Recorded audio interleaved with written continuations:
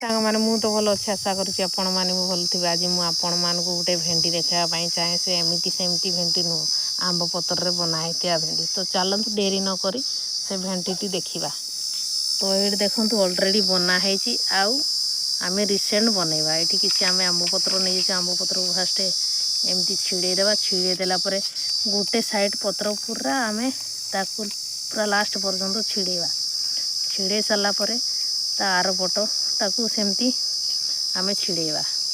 ଛିଡ଼େଇକିରି ତାକୁ ଅଧାରୁ ଛିଡ଼େଇ ଦେବା।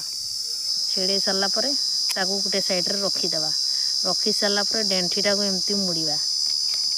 ମୁଡ଼ି ଦେଇକି ଏଇପଟେ ଦେଖନ୍ତୁ ସେ ଛିଡ଼ା ହେଇଥିବା ପତ୍ରଟା ଆଣିକି ଏମିତି ଜଏଣ୍ଟ କରିକି ତାକୁ ଏମିତି ବୁଲେଇ ବୁଲେଇ ବୁଲେଇ ବୁଲେଇ ତାକୁ ଏଠି ଇଏ କରିଦେବା। ଏମିତି ରଖିଲେ ତାପରେ ତଳ ପତ୍ରଟା ଉପର ପଟେ ଆଣିକି ସେପଟେ ଭିତରେ ଢୁକେଇକି ସେଇଟା ତଳ ପଟେ ବୁଲେଇକି ଏଠି ଏମିତି ଖୁସିଦେବା। ଆଉ ଭେଣ୍ଡି ବନିକି ପୁରା ରେଡ଼ି। ଭେଣ୍ଡି ଆମର ରେଡ଼ି। ଆଉ କମେଣ୍ଟରେ ଜଣାନ୍ତୁ ଆମ ଭେଣ୍ଡି କେମିତି ହେଇଛି।